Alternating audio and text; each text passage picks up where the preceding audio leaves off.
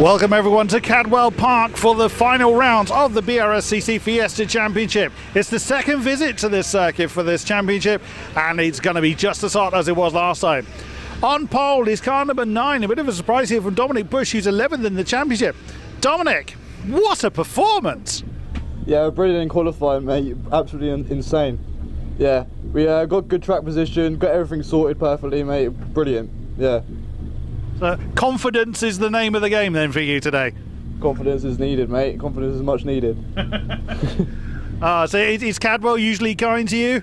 In the past, I'm trying to find the previous results for you. It was a bit of a mixed weekend for you last time.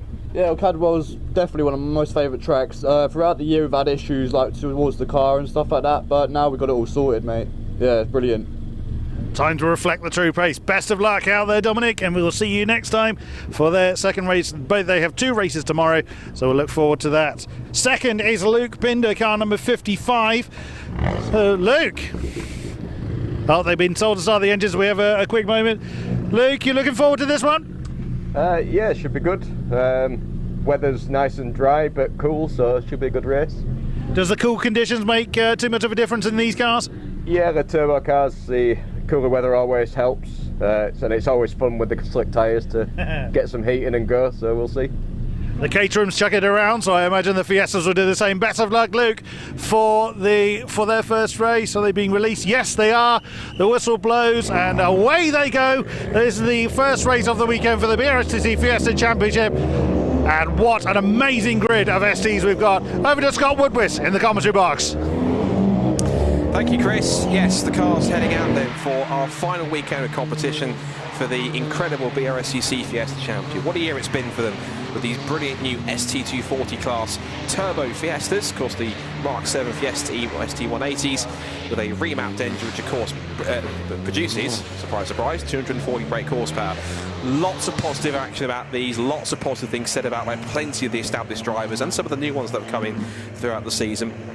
And it's great to see so much positivity around this championship and the cars involved. And there are more of these Fiestas, I know, in build for the next year, so the grid should continue growing and growing and growing. And I'm sure we'll also see some more of the ST150s.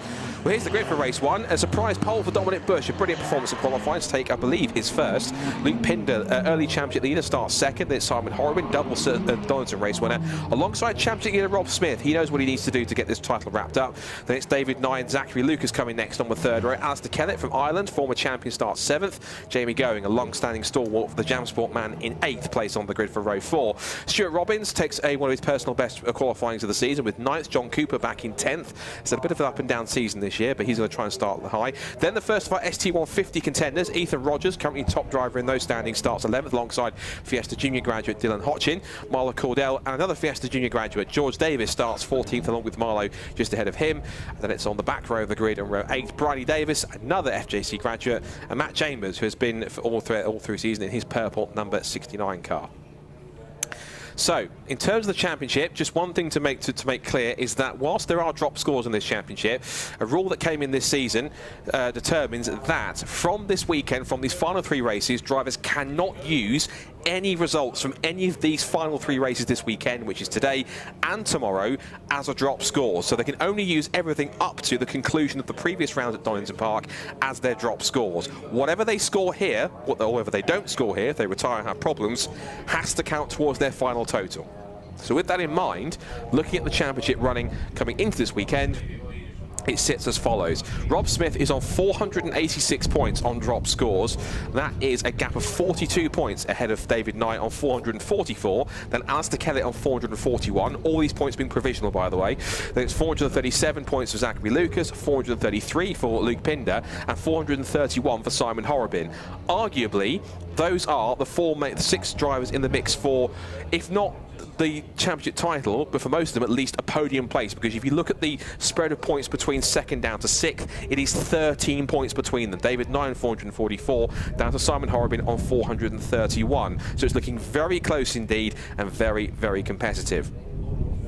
So as we say, 2 classes of car in this championship. Of course, the dominant class up until last year was the Mark 6 ST150s, but these brand new Mark 7 ST180 Turbo Sierras, that's old school, Fiestas, which of course have that engine remapped to go up to 240 brake horsepower and other various new parts, and they've got to have EBC brakes, AST suspension.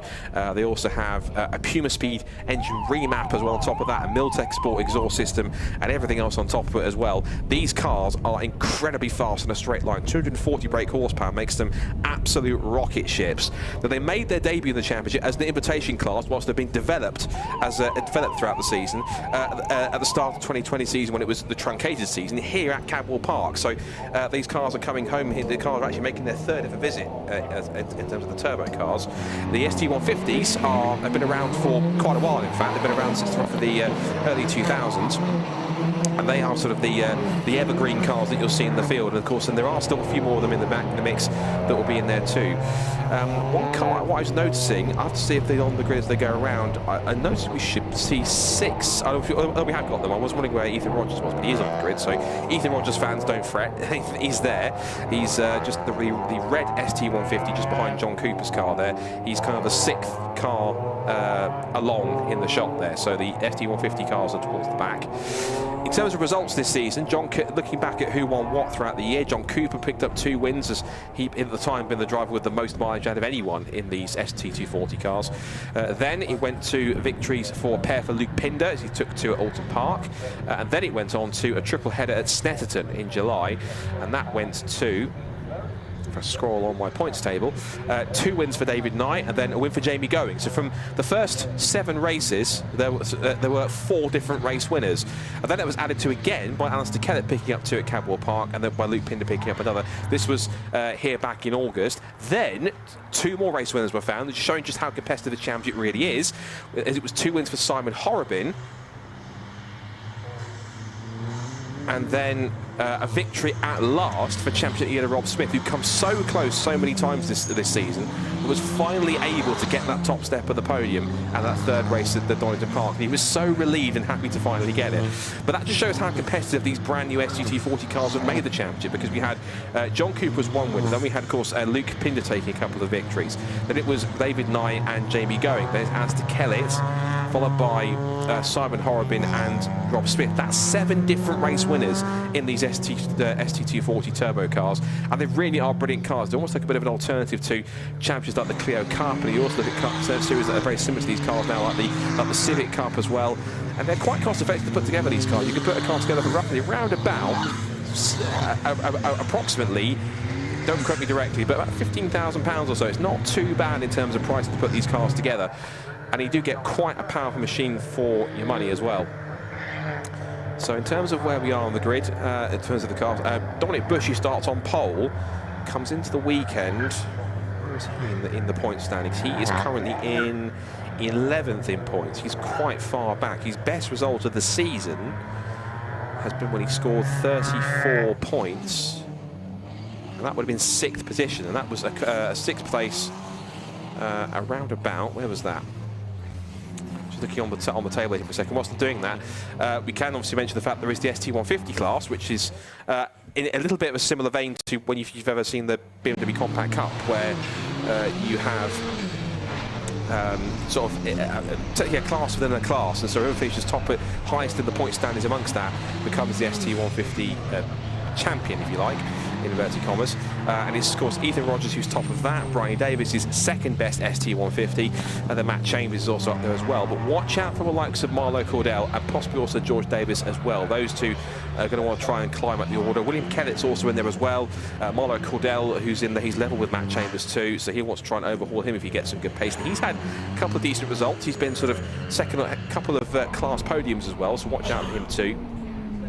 But in terms of the rest of the field, for those who towards the front, who haven't won a race just yet, ironically, it's Zachary Lucas, 4th in the points, hasn't won a race yet, but he's doing quite well with strong results. He's had a couple of 2nd places on the way, including at Alton Park.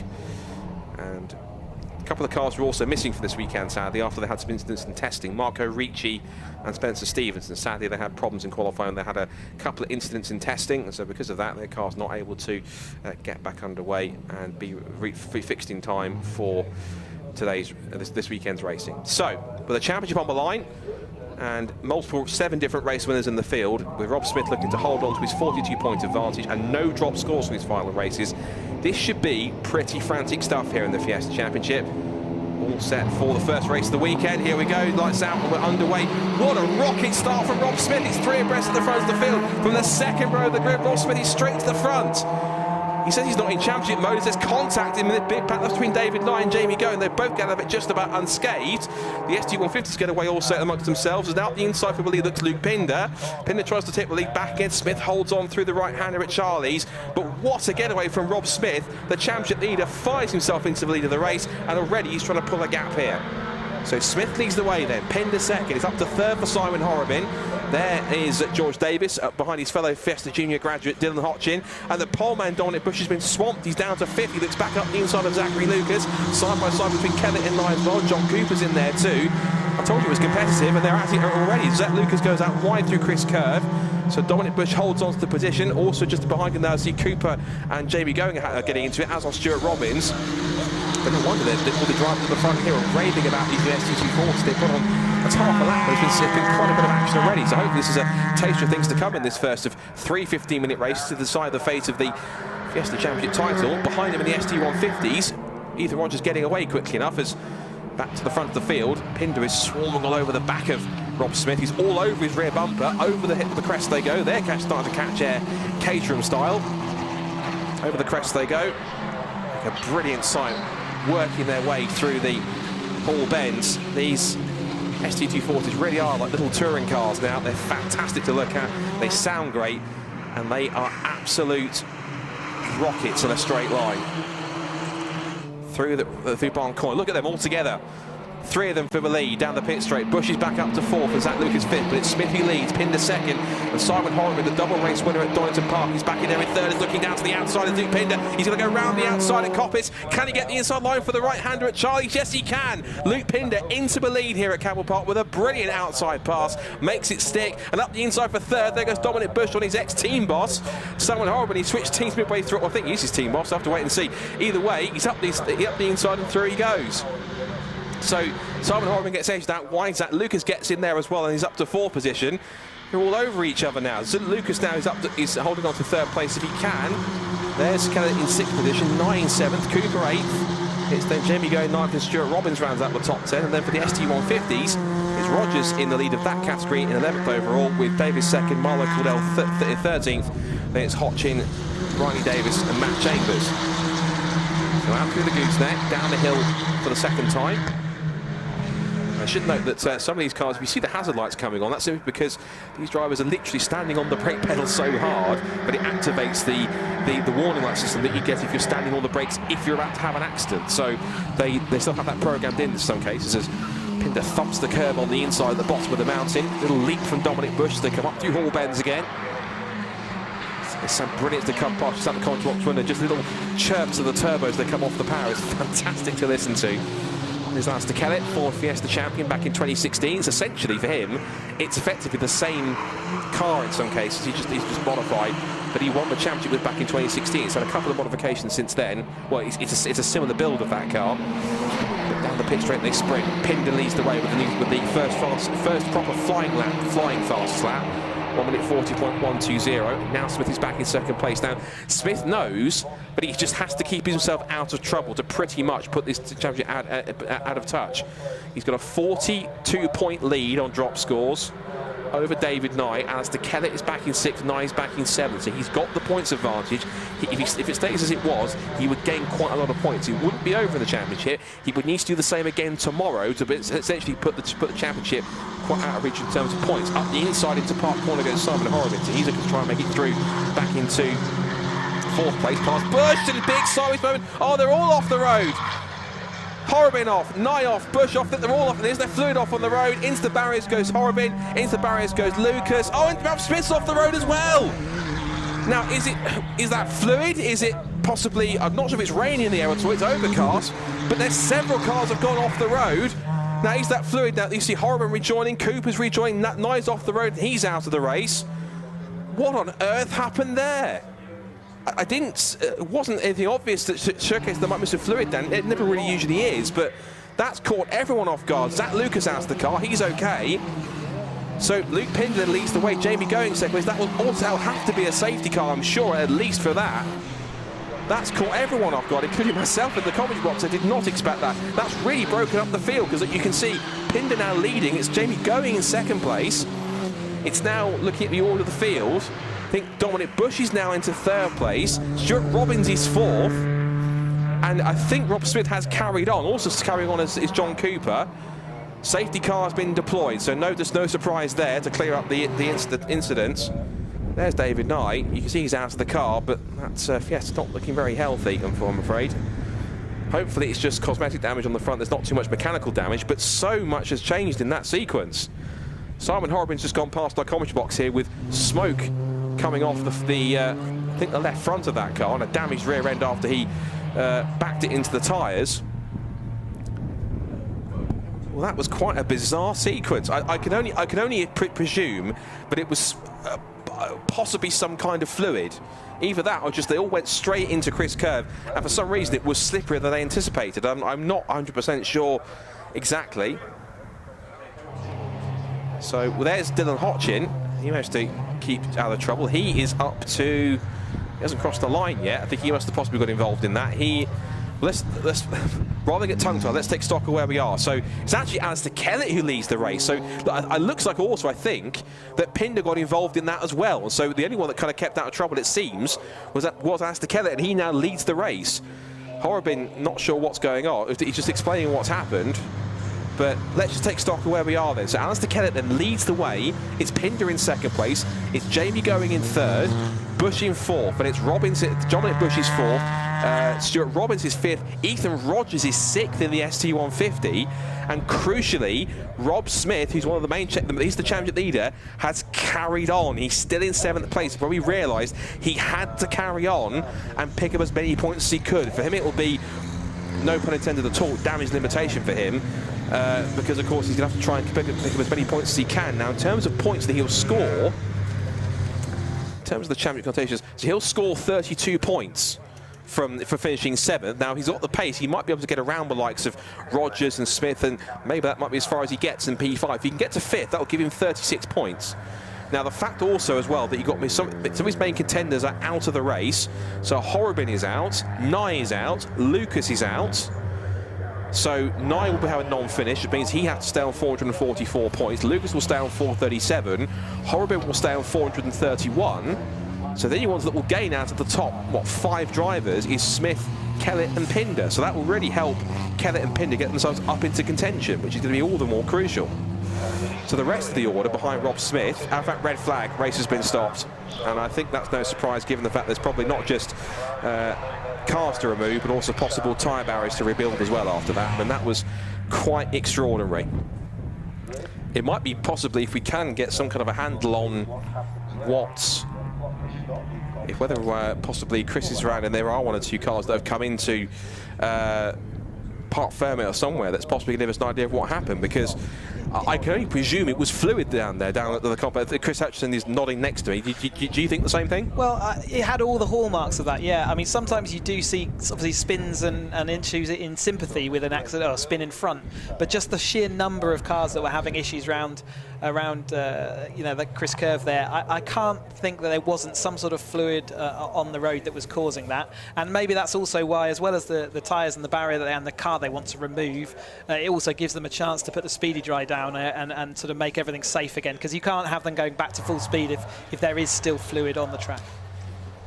So the car's being brought to a stop on the pit straight. I wonder possibly if they let them go until the completion of lap 3 in order to essentially mean that rather than having to restart them, because the rule is that if you stop the race before the second lap is complete, then before 2 laps is complete, you go back to the original grid starting order, whereas if you go beyond that, and as they completed 3 laps, what that then means is that you then set the grid based on where they currently came across the line on. So let's just take stock again of where we are then. So Kellett is shown as race leader. It's Pinder in second place. Jamie Going is third.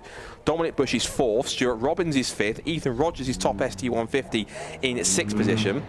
And I think they're going to quickly reset them now. Now, it says that they've reset that now to a 15-minute race. So whether or not they've got the time on the timetable to be able to actually restart the race at full length, I'm not sure. Well, so much had happened in such a short time, hadn't it, as well? So it's hard. Yeah, like they tend to sort of, yeah, you know, they make the decisions based on the situation on track, not necessarily what regulations they can do. So I'm sure the safety car was scrambled because they thought they might be able to tidy up, and then other things come in and get reported in by the marshals to say, no, we've got to go and clean up some fluids, or we've got a bit of tyre barriers. We're seeing them here repairing, hard at work comparing the tyre barrier there. Yeah, shown currently 15 minutes, but again, this is all a fluid situation. There'll be a lot of comms going on around to actually sort of sort it all out, but they've certainly figured out what the grid they want to do, and they've put them all up there. Yeah, so we'll be able to give you we pretty much go through the order. We're going through the order before we'd actually cleared it off the screen. So Alistair Kellett then will start this on pole position, and again, the 15 minutes is probably up there just to kind of reset it, and I think you're absolutely right. They probably will reset it to a time that's more representative of what was left. So I would guess it was somewhere around, I would presume, about a 10-minute restart in terms of the length of the restarted race, I would presume. So Alistair Kellett then will start on pole position. It'll be Luke Pinder in second place. Then it's followed by Jamie Going and Dominic Bush on the second row. Stuart Robbins will start in fifth. Ethan Rodgers will be almost, I feel like, out of his depth a little bit there in terms of he's in the ST150. He's surrounded by ST240s. He's got, just behind him, he's got Rob Smith, which is crucial because out of all the main championship contenders that were involved in that, Rob Smith kept going. Now, they are looking at Rob Smith's car, and it looks as though if he did, it didn't look as though, again, from initial look at it, unless this is just, there's more behind that, beyond that cosmetic damage. It might look a little rough on the front of that car, but although they are they moving him forward on the grid, maybe? Or is he asking to go back to the pits? I think he's maybe asked to go back to the pits. If that's the case, that might be dramatic for the title. So he's being told to go to pit. He's been told to go to pit lane. He's certainly, there's enough damage there that if they've got sort of coolant systems at the front of that car, it could have maybe he's seeing a warning on his dashboard. Well, he's pulled it into pit lane now. He's pulled it into now. That's interesting. Now you're under rev flag conditions. Now I guess either he's been given permission. I would presume by the clerk, but by the marshals to go back around. But at least Simon Horwin, in fact, actually is getting involved, actually helping, so to get him out on track. So they're actually straightening the bumper. And again, Simon Horwin, you can see they're just in the black, white, and orange overalls. He's actually going in to try and give Rob a hand here as well. So. But actually, the marshals are also getting involved there as well to have a chat. So basically, there's work going on with the car. So they've pulled the front splitter off, and they've managed to pull the front bumper out a bit more, so it's a bit more resembles more like a Fiesta should. The bonnet is a little bit crumpled. Also, so is the left front headlight. They've completely just pulled the headlight out of its.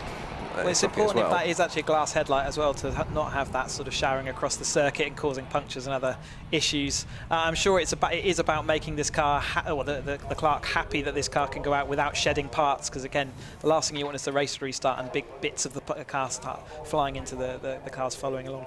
I imagine what this will mean, though, is that Rob will have to start this race from the pit lane, because if he's gone to the pit lane, he will have to start from there if he's had some work done to that car to get around. So there is Zach Lucas's car, which has been recovered onto the low loader. And again, one or two of these teams will have some spare parts to work with. Of course, there'll be some work to go on Simon Horwin's car on the back of that. The front end of the car looks... And the gaffer tape's out, Scott. We're all safe now. Yeah, everything. That's a universal fixing device for all race teams, which is gaffer tape, and just trying to strengthen that back in place. Again, you can see there's the marshals having a look at one or two, but just checking the structural rigidity of how well that gaffer tape is holding things in. But of course, this is all crucial things, of course, for Robson, because the ultimate thing for him is, of course, that because you can't drop scores in these final three races, he has to do, he and the team has to do everything they can to ensure that he can get out and that he can score points, because of course, as you say, the fact the likes of David Nye, Zach Lucas and Simon Horobin, they're all out of this race. If he can carry on going, at least get some points, that's valuable for him to keep his championship hopes alive, because he knows, of course, if he has to start from the pit lane, it will be advantage mainly Kellett and Pinder, who are up there in the mix as well. If we look, remind us back where they were coming into this race. So again, to remind you, 486 points for Rob Smith, 444 for David Nye. He's out of this race, so he won't score anything from this race. As for Kellett on 441. So he's only 3 points behind David Nye.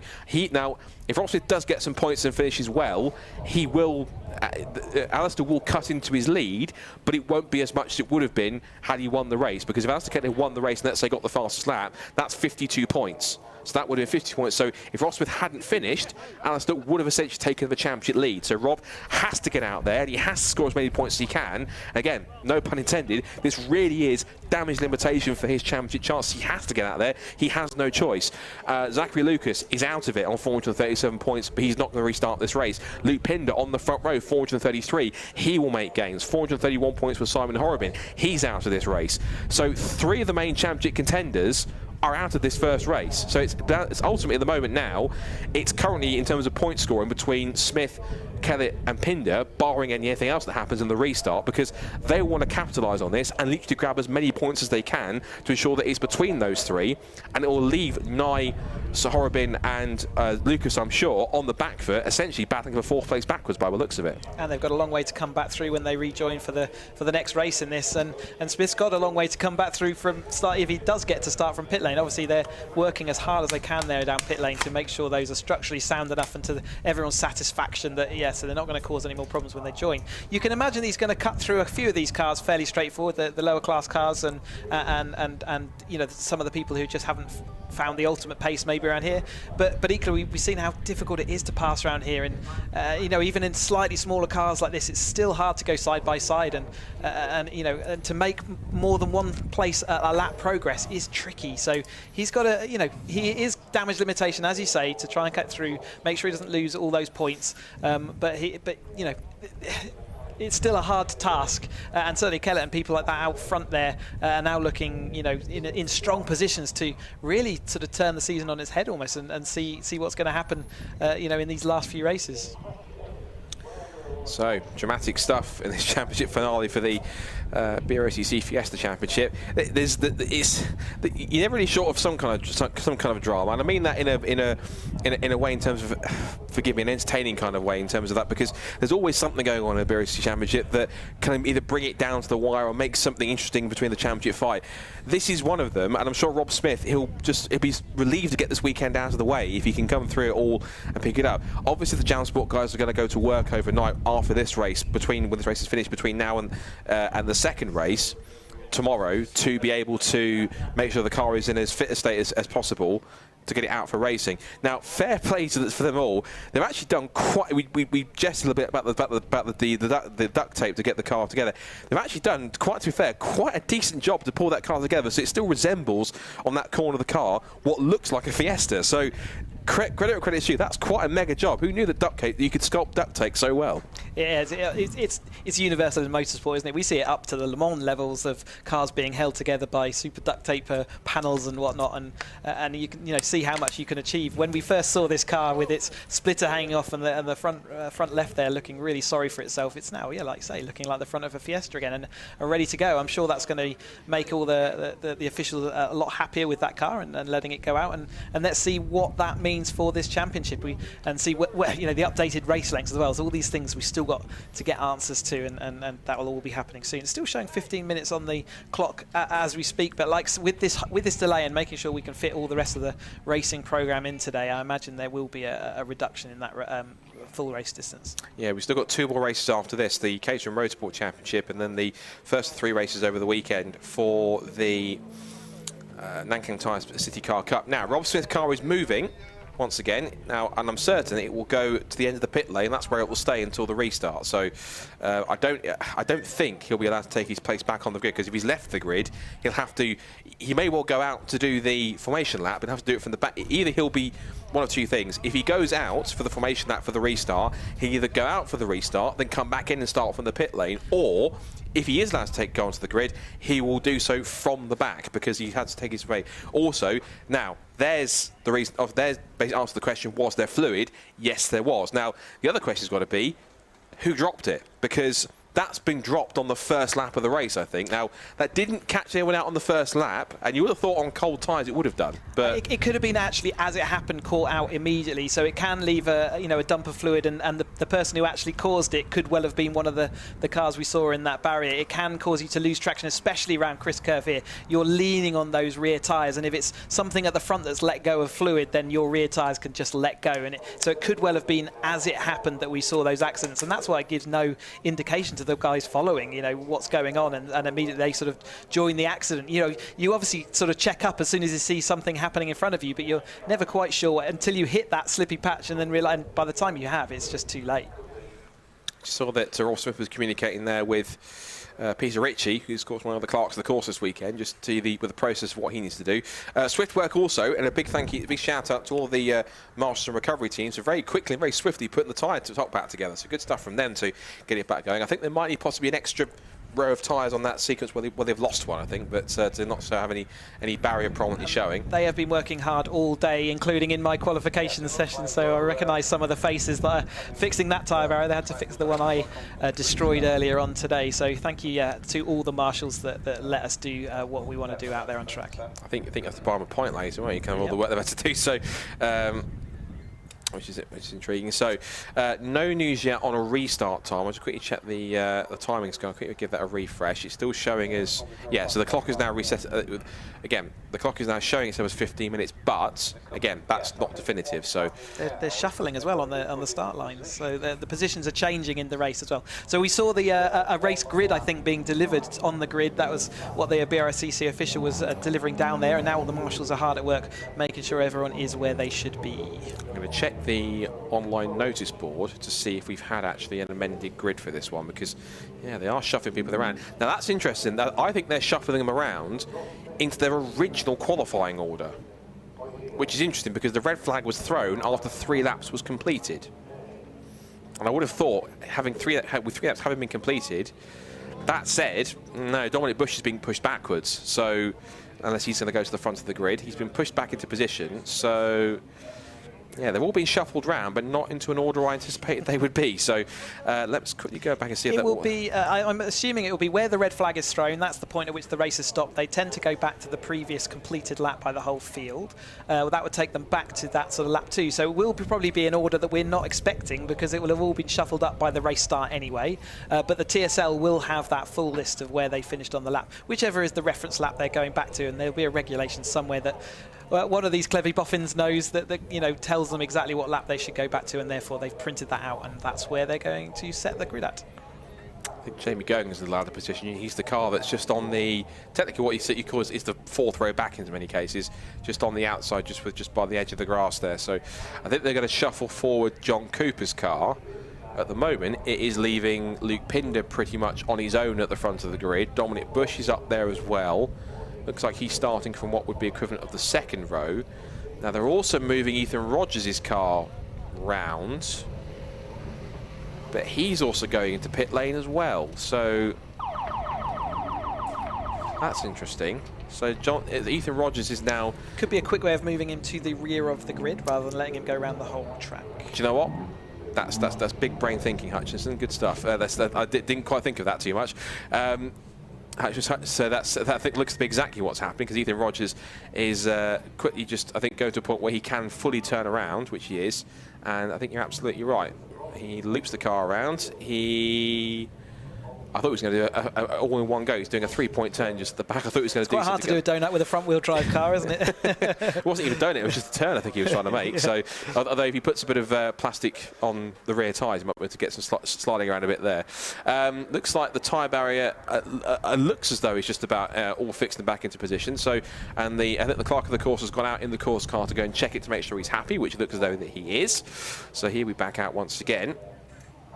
So, in terms of the order, again, I'm just keeping my eyes on the notice board here to see if we've got a reissued grid for this one. I don't think we have just yet, but in terms of the order they're going to be lining up in, at least from what I can see visually, it's Luke Pinder, who looks like he'll be on his own on what will be the front row of the grid. On his own on the second row is going to be Dominic Bush, who was the original pole sitter. Then the third row is looking like it's going to be Alistair Kellett and John Cooper. The fourth row set to be Jamie Going and Stuart Robbins. And then we have the ST150s, of which we didn't lose. When we lost one, I think. I think we lost, I can't say exactly who we lost, as the spectators just up here at the top of the paddock here, just across from where we are. Just our commentary box is pretty much literally the building just to the left here. That's where we're based, so that's the view that we have. So but just across there you can see the clubhouse, which has been serving hot and cold food and drinks all weekend, and an array of BRSCC and catering flags to showcase that it is a BRSCC and catering weekend, and plenty of spectators and team members as such, all viewing from that all that viewing point at the top just outside the clubhouse cafe. So everyone's getting back into position. In terms of those ST150s, the only one I can't see in there is George Davis. I can't see George in there. I can see Matt Chambers, I can see Dylan Hotchin, Bryony Davis is in there, so is Marlo Cordell, and so is Ethan Rodgers. So see more spectators watching from the grandstand, giving us a wave as well. Hello. They spotted us on the live stream, so hi to everyone. And well, that's one thing that's great. We've said all season, since all the restrictions have been lifted, and you know, the one thing that's been great to see is people coming back to the circuit, and ultimately, it's nice to see crowds that are, dare I say, even slightly bigger than we had done before, because I think mainly because they just missed motor racing, and to have them back to come here to watch live motor racing at the circuit, it does make a difference for some of the drivers, where they do like to race in front of some spectators, and it is something that's quite fun for them to do, so they can showcase it for their sponsors, just for themselves, just the fact it's just their own satisfaction to do so in front of spectators on a club meet. Not only is that great, but also it's great to see so many trackside, whether they're here particularly with the championship or not, or just here for the sake of watching. Great to see them just here, full stop, just to enjoy the weekend and enjoy club motorsport as it should be done. Yeah, just fans on the banks, and obviously we get a lot of friends and family and that come along and support all their drivers. But you know, you have the die-hard fans who just love being on the banks, watching great racing, and club motorsport, BRSCC Club Motorsport in particular, gives some great, awesome racing throughout the season that we really, and as drivers, want to show that off to the biggest number of people we can, and so to have people on the banks, we give them a wave on the way in, because it's really nice to see. It can be often, especially this time of year, quite cold and damp and dreary, but the racing often is best when we have these changeable conditions, cooler air, because cars and tyres love that cooler air, and they certainly give their best performance in under those conditions. So yeah, thanks to everyone who does turn up, and hello to everyone who are in the grandstands today. And one thing I always try to make a point of, if I'm ever on circuit comms, it's been a fantastic race, I always try and make a point of mentioning on the circuit comms to the spectators, say to give the drivers a round of applause if it's been a great race, because ultimately, if they've put on a great show, which is what you come here to watch Club Motorsport for, is to be entertained, to watch it and to enjoy it. The one thing you want to make sure is that the fan, I like to try and make sure, is that the fans appreciate the drivers and the action that they put in. It's kind of, and if I always say, if it's been a great, as I say, give these guys a round of applause, because they deserve it, because whether it is Caterhams, Fiestas, BMWs, Mazda MX-5s, or anything else that runs on the BRSCC roster, if it's a great race, it deserves to be appreciated. So that's why, it might be an instruction more than a request, but in my opinion, it's a fair one, because these guys put on a great show and they deserve to be applauded if they put on a great race, which is certainly one to remember. People start racing for all sorts of different reasons, don't they? And for some of these, this is the pinnacle of their racing careers. For other younger drivers, maybe they want to make their way up through the tin top ladders and see. But whatever you do, you want to obviously put on a good show and have that appreciation. So yeah, it's great to see people clapping and waving as you're coming in, and makes yourself feel a little bit special as a driver out there. But equally, we love raving back, because it's good to have them on board. If we're giving thanks to people, we also, of course, we've got to remember, as we always tend to do, which is big thanks to the marshals. There's Jensen Brickley in the centre there, who's are currently on course to become this year's Fiesta Junior champion. And he's there with his dad on the left-hand side. So they'll be out tomorrow. They've had their qualifying session earlier on, and he'll be starting on the front row for race one alongside Deegan Fairclough. So Jensen will be looking to become the latest Fiesta Junior champion, and of course they're lots of high hopes for 2022. They've realised that they're on stream now, so they've realised where the camera is, and Jensen's giving us a wave. So good luck tomorrow. So whilst we're giving thanks, we're going to mention, before I had to clear my throat, as always, big thank you to the marshals, to the volunteers, to the recovery workers, everyone else who gives it their free time to make these race weekends happen, because without them, ultimately, recovery jobs like that and getting it all sorted and everything like that genuinely couldn't happen. So big thank you to our Orange Army for everything that they do. And again, they give it up, they give it their free time for the sport they love, and to make sure these events can and do take place in the way that they do. They're incredibly well trained. They get refresher training each year on the new techniques and updates. They're always welcoming of new people. It's a brilliant way to get started in motorsport. And some people who are up in the high echelons of either team owners or drivers or in any area or part of the motorsport industry, many people have started purely as marshals, and that's a great way to kind of get a footing, because there's no other way you can get that close to motorsport and being involved in it and being an integral part of it unless you're part of a team or an organisation, so or a driver. So it's a great way to get involved, and definitely if anyone's interested in doing so, it's a great way to learn and to make contacts and to just get a foot in the door in motorsport. So if you do want to get involved, the best place to get involved is by getting in touch with the British Motorsport Marshals Club, or BMMC. Do go and visit their website, and also there are sometimes usually pages where you can make a little donation or something like that, and if you can spare something, do donate to the marshals, because it's, again, as I say, they do this voluntarily, so they're not paid to do so, but I say that in terms of they do so because they choose to do it, because they love being involved, they love motorsport, they love giving their time, they love being an integral part and giving and having an impact on race events like this and being a crucial part of it, and they deserve to have all the plaudits. And given how much of a tough year they've had, particularly with the unfortunate loss that we had at Brands Hatch of the late great Robert Foote, who was a brilliant marshal in his own right, who was very sadly taken away when in that awful accident at Brands Hatch. It shows how much marshals mean to drivers and everyone in motorsport, because the amount of emotional outpour from everyone in the motorsport community, not just in the UK but around the world, was unbelievable. So quite frankly, in motorsport we adore the Orange Army. They do a fantastic job, and they deserve to get every plaudit and every congratulations that they ever receive. They are often, as you say, super fans of motorsport, and they'd love to be a part of that, and they often see drivers at our worst. We've just had an accident or an incident, we're angry or sad, whatever it happens to be, all that range of emotion, and they have to shepherd us and work with us even when we don't often, sometimes don't give them the appreciation that we deserve. But certainly when everything settles and everything's good, we so appreciate what they're doing and what they're up to, and so thank you, as I said already. Looks like we've had the official race list since 5 minutes, so it's been a long time waiting on this grid. Those cars are going to be fully cooled off, and also for the next races following, they've been sat in their cars in assembly waiting for a long time now. So that's another whole skill of a driver, as to how do you deal with these delays and ready to get going again. Eventually it's going to, you've had the massive adrenaline high of a start, you then sit there cooling off, not knowing how long it's going to take. It's been a long time, and now they've got to get themselves wound back up, ready for this new restart again. And now, and maybe, is it Smith in the pit lane there? He had such a good start off that first one. Ultimately, I think he will be looking to follow them around on that formation lap rather than starting the pit lane. But whether the regulations let him do that, I'm not sure yet. So the reason there's been a delay, just being informed by our assistant director, Barry here, is that the scrutineers have got to give a quick check over of Sid Smith, Rob Smith's car. I did see them having a look at the car. There was two of the Motorsport UK scrutineers were having a look to make sure that it was as it should be. One of them is actually stood to the left, just between a couple of the marshals there. They are having a look at Rob's car to ensure that it is good enough to go back out on the circuit. The other one just walking across the shot there.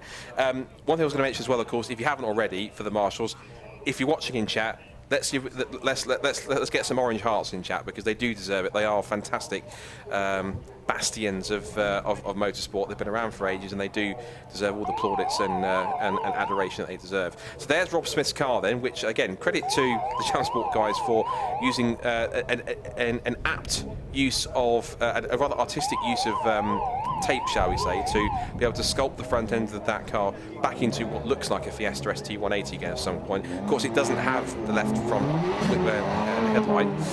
Now, cars are now heading off onto their formation lap. And now the question's got to be, what will happen with Rob Smith? Will they let him onto the circuit?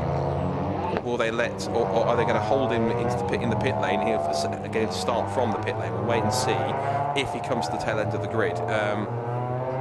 Looking outside the com box window,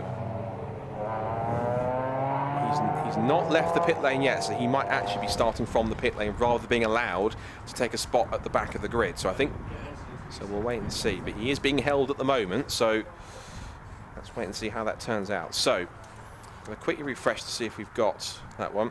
Good to see we've got some orange hearts in chat as well for the marshals. Good stuff from all of you that have done so far. Well done. So I think the marshal's communicating to Rob Smith. I think it looks as though, given the fact that he's still at the end of the pit lane and hasn't been told to bring his car back round to part firm, I presume, but my presumption would be that they have deemed that car to be race worthy again still. So rather than, but then they've decided, just in case, to get him to start from the pit lane to kind of minimise any possibility of something happening, whether or not he's on track or not. So, from what we can see then, it'll be Luke Pinder who'll start on pole position on his own on the front row of the grid. Behind him, on the second row, will be Dominic Bush. Then it'll be Alistair Kellett and John Cooper. I'm going here purely by visually rather than the grid, because I haven't had a grid come through on the online notice board on the BRSCC website. Behind John Cooper's then Jamie Going. It's then Stuart Robbins behind him in 6th. Then it's Ethan Rodgers, who leads the 5 ST150s that remain. The one that we've lost, sadly, is George Davis. So you can see there that the dust has been put down there. That's a lot. Looks like there was a lot of fluid that went down initially in that point in that section of the track. So, but it looks like it went down, and all of a sudden, it particularly either ran out very quickly, or it simply just got whatever fluid was there was dumped pretty much instantaneously in one go. So whatever it was quite a lot, and that's obviously what sent several cars spinning up at that corner. And particularly when you've got tyres which have only had a lap and a half's worth of heat in them off the start, they were still getting into the proper heat temperature range as well. Even with all the speedy dry down there, sort of obviously mopping up as much fluid as it can, that will still be tricky and it will still be slippy in at least the next 2 to 3 laps of this race. And with 5 minutes, it's probably going to be slippy for the whole of the remaining race. And the following grids are also going to have to be aware of that as well. But it will certainly not only be tricky with traction, it will be visibility as well for the cars following. That throws up quite a lot of dust to start with. So, be interesting to see how they all deal with that. It's not an easy thing, and that's not an easy corner for it to have to deal with it round. So on our account, we've got 6 of the ST240s on the grid and 5 of the remaining ST150s. So in terms of the cars that we've lost, we've got 7 of the ST240s because we've got Rob Smith's car in the pit lane. So as the cars that we've lost Zachary Lucas, David Nye. We've also lost Simon Horrobin. He's not in this race either. It looks like we've also lost George Davis. That's 4 cars that aren't taking the restart. And again, Rob Smith's car is still at the end of pit lane. So he hasn't been moved down just yet, but I'll be keeping an eye on it to make sure if it does indeed leave pit lane when the race gets underway. So everyone being put into position now. So again, Luke Pinder on his own on the front row of the grid. On his own on row 2 is Dominic Bush. Then it's Alistair Kellett and John Cooper, Jamie Going and Stuart Robbins. And then for the ST150s, it's Ethan Rodgers, Marlo Cordell, Bryony Davis, Dylan Hotchin and Matt Chambers. And it looks as though, I think, if they're going to bring him forward, that Rob Smith will be allowed to take the restart. And in fact, they are going to bring him forward. They're going to hold him until the rest of the pack has gone through. So headlight is on. So the lights are out then. We're back underway for this 5-minute restart for the Fiesta Championship. Good start from Alistair Kellett. He's going to try and pick his way past both Dominic Bush and Luke Pinder, who box him in down towards Coppers for the first time into a left-hander. And Rob Smith does get away. That's crucial. He gets away, so he will be able to get going again and try and at least salvage what kind of points he can. So out onto the circuit he goes. Oh, and Alistair Kellett's got lost. It got sideways. Very sideways on the exit through Charlie's. That must be completely cold tyres. So he now holds on to what's now currently second place, but he's got Dominic Bush all over him. Here comes John Cooper in 4th, with Stuart Robbins and Jamie Going behind him. Then it's Ethan Rodgers in the mix, who leads the ST150s. Cordell's into second place. Luke Pinder is absolutely away and gone, so he leads the way into Park Corner. Then come the rest of the ST240s. Up the inside of Jamie Going goes Stuart Robbins. Robbins tries to hold on to position, kicking up the cement dust to the right-hander at Chris Curve. At least it's grippier down than it was several minutes ago. So very short restarts. We get roughly, what, 3 laps of racing or so between these cars to decide who comes out on top. But Luke Pinder, with a pretty much untroubled restart, gets himself in front by quite a margin. So Kellett then recovers from that wild moment at Charlie's to hold on to the position in second place. There go the ST150s, and that's Dylan. Is that Dylan Hodgkin struggling? If he missed a gear, he's got a problem. So Alistair Kellett throws the 52 car all the way through the mountains. He really is on the ragged edge to try and get this car back up to temperature. So through the hall bends they go. And even Rodgers is quite away and gone in the ST150s. I think there was a problem possibly with Dylan Hodgkin. He was slow exiting Mansfield. He's now having a possible look up the inside. There was JB Go, just trying to sneak a look up the inside of Stuart Robbins. And Robbins goes tit for tat up the inside line, but Jamie Going forces the issue, makes the move, and he's got his nose in front, but Robbins gets a good drive off the corner, and Jamie Going goes, puts him onto the grass, and then side by side they make contact. I'm not quite sure that's the best thing to do after what happened on lap 2 on the first start, boys. They're still side by side. They just about rub bumpers as they're coming towards Coppice Corner. Now back through Charlie's. And it looks like it's quite slippery out at Charlie's as well as they come up to the right-hander. Jamie Going does make the move stick. And unfortunately, by the looks of it, I think Rob Smith has tried to continue going, but it looks as though, unfortunately, he is out of the race. So Rob Smith then, that's going to really hamper his championship chances, because, of course, it's going to be maximum advantage for the likes of Kellett and Pinder. Well, sorry, forgive me, he's carrying on, but he's quite slow. So he's down in 12. So 12th is going to give him, at the moment, in terms of points, 12th place will give Rob 22 points, which means that he will score 22 from this race if he carries on where he is. So we're going to try and work these out a little bit on the fly in terms of points now. So 22 points will go to Rob Smith. Now, in terms of the fastest lap of the race, of course, we'll get an idea of who that goes to when we come past the other line this time by. So this is advantage Pinder and Kellett here in terms of them getting into championship contention. Over the crest they go. Cooper then holding on to what's currently 4th position. Dominic Bush is currently in 3rd. There he is, pole man. So fine up and down weekend so far for him. Pole position, then slipping down the order on the first start and holding on to 3rd place as best he can on the second one. So they're going to go across the line this time to start what will be the final lap of this short 3-lap restart. Pulling away from Robbins here. Pinder now sets the fastest lap of the race, so he gets the fastest lap, 1 at 39.847. So currently, he is going to score on this one 52 points. So he will score 52 points in this one at the moment, with the 50 for the victory and 2 for the fastest lap. As to Kellett will currently score 2nd, score 46 points. And of course, then we've got David Nye and Zachary Lucas and Simon Horriban who will score 0. So that's the top 6 in the championship in terms of their fortunes and what they're scoring. So out through Park Curve, now for the last time at this 3 is Kellett stands on the brake pedal so much it brings the hazard lights on.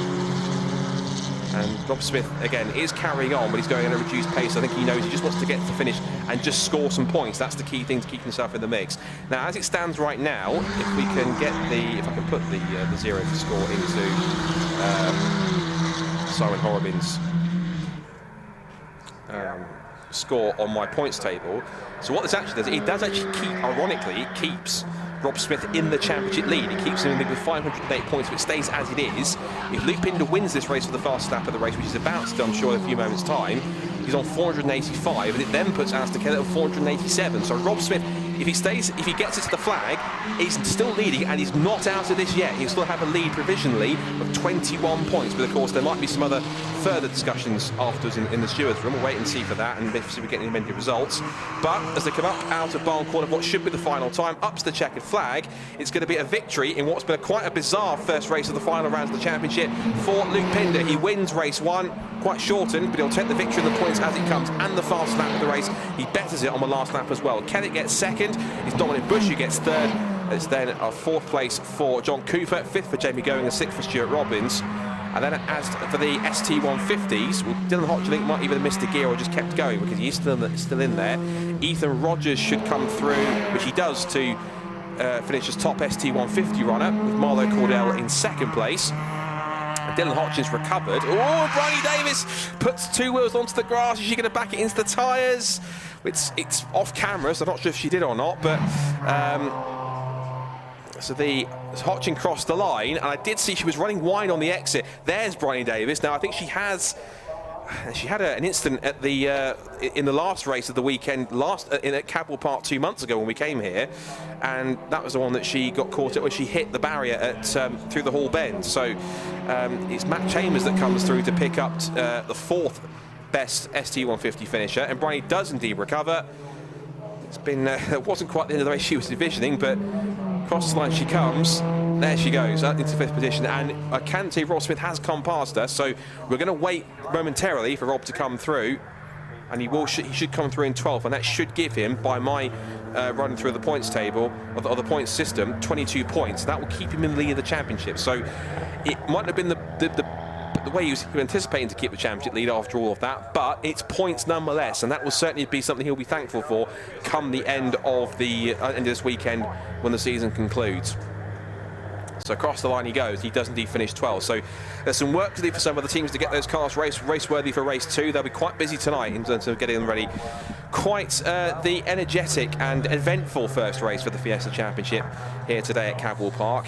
Well, here's the result after everything that happened. Luke Pinder picks up the victory for Alistair Kellett in 2nd place. Dominic Bush is 3rd. John Cooper 4th. Jamie Going 5th and Stuart Robbins 6th. Ethan Rodgers then is top ST150 in 7th overall for Marlo Cordell, Dylan Hotchin, Matt Chambers, and that's the top 10. And then Bryony Davis 11th. And crucially, despite getting involved in that incident in the first start, Rolf Smith does finish. He does pick up 22 points, and provisionally, based on what we put on our points table, he still leads by 22 points. So it's not over yet. If they can get that car back to full strength, he can still be a factor and he can still become champion. So dramatic stuff.